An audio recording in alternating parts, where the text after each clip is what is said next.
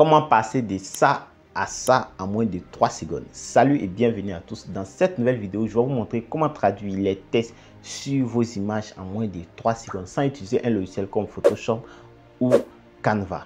Donc, vous ne devez pas utiliser un logiciel, simplement d'utiliser ces outils qui sont totalement gratuits, disponibles en ligne, que vous ignorez. Ces outils-là, je vais vous en montrer 3.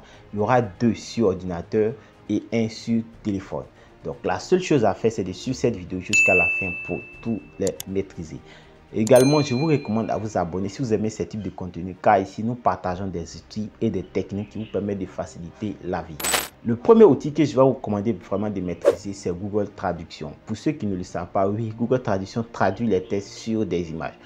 Il suffit simplement d'aller par exemple sur notre ordinateur et une fois que nous sommes là, je vais afficher l'image que nous allons essayer de traduire. Je vais afficher l'image en question. Là, voici l'image que nous voulons traduire.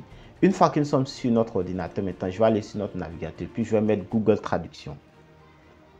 Une fois que je tape sur Google Traduction, vous allez voir que dans cette barre-là, je ne parle pas de cette barre. Juste en dessous, vous allez voir qu'il y a Google Translate qui est là. Vous allez cliquer ici.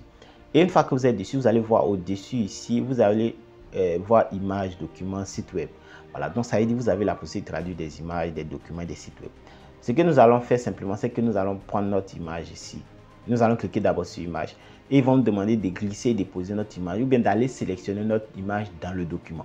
Voilà, ce que nous allons faire, c'est que nous allons prendre notre image, glisser. Une fois que nous avons glissé et puis déposé, nous allons voir la traduction qui va automatiquement être faite. Là, c'est en espagnol. Pourquoi? Parce que nous avons choisi la langue espagnole ici. Ici, ce que nous avons à faire, c'est de choisir la langue française. Voilà. Là également, nous allons attendre quelques secondes simplement. Et vous voyez là, c'est fait. Si nous voulons afficher avant et après, simplement de cliquer ici. Et là, maintenant, vous avez avant et après. Avant ici et après. Donc, si c'est pour un site web, par exemple, que vous voulez brander, vraiment, ça va vous faciliter la tâche à ne pas vous casser la tête. Une fois que c'est fait maintenant, qu'est-ce que vous avez à faire? C'est de cliquer sur télécharger la traduction. Donc, une fois cliquer sur télécharger la traduction, on peut ouvrir la traduction pour voir. Vous voyez que la traduction est faite et qu'il n'y a pas de problème d'ailleurs. Le deuxième outil que je vais vous recommander de maîtriser, c'est Yandex. Yandex, pour ceux qui ne savent pas, c'est un navigateur russe. Voilà. Si vous ne le savez pas, c'est un navigateur russe qui est très efficace dans la recherche d'images. Que vous soyez infographe, que vous soyez photographe ou bien que vous soyez designer, si vous avez besoin d'inspiration, Yandex également peut vous aider à retrouver des images. Donc ici, ce que nous allons faire, c'est que nous allons aller sur notre navigateur Google et puis nous allons mettre Yandex Traduction. Yandex Traduction. Une fois que vous mettez Yandex Traduction, vous allez voir que ça va apparaître comme ça.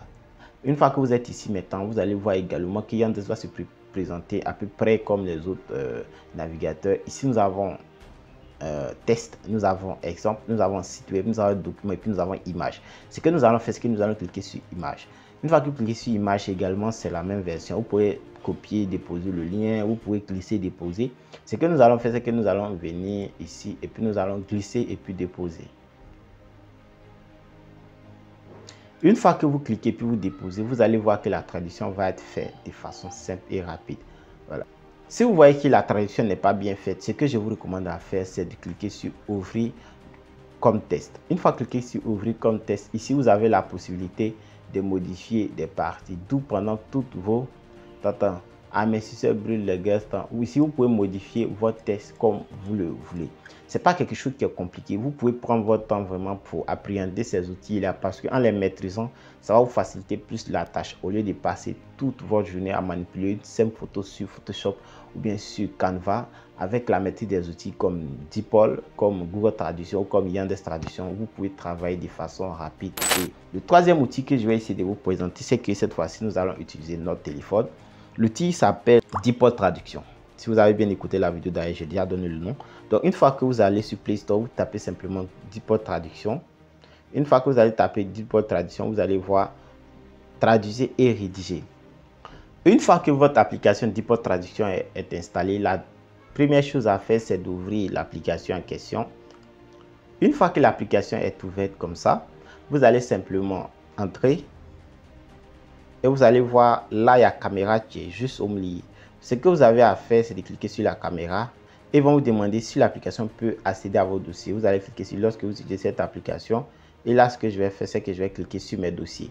Une fois qu'il clique sur mes dossiers, maintenant, je vais aller dans mes documents et puis utiliser le test que je veux traduire.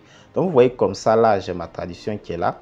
Vous pouvez sélectionner tous les tests, vous pouvez faire tout ce que vous voulez. Ce que je vous recommande à faire, c'est de prendre votre temps pour appréhender chaque outil. Ces 3 outils-là peuvent vraiment vous faciliter la vie. Donc, une fois que la traduction est faite, maintenant, regardez ici. La prochaine chose à faire également sur cette application pour que l'application puisse vous aider, c'est de cliquer sur sélectionner tous les tests. Une fois que vous cliquez sur sélectionner tous les tests, vous allez voir que là, vous avez également la possibilité de modifier votre test et tout ça. Donc, je crois que toutes les applications ont la même manière de fonctionner, mais ça dépendra de ce que vous voulez traduire. Comme vous l'avez constaté, quand nous avons utilisé Yandex dans ce cadre-là, Yandex n'a pas pu bien traduire le haut. Donc, ce que je vous recommande de faire, c'est dans chaque moment, à chaque moment de maîtriser 2 des outils afin de tester pour savoir lequel des outils va être adapté pour votre article. Donc, c'est une vidéo qui est très simple que je voulais partager avec vous. J'espère que ce contenu-là va vous plaire. Si vous aimez ce type de contenu, n'oubliez surtout pas de vous abonner à la chaîne car, comme on l'a dit, ici, nous partageons des outils et des techniques qui vous facilitent la vie. Merci et à bientôt pour les nouvelles vidéos.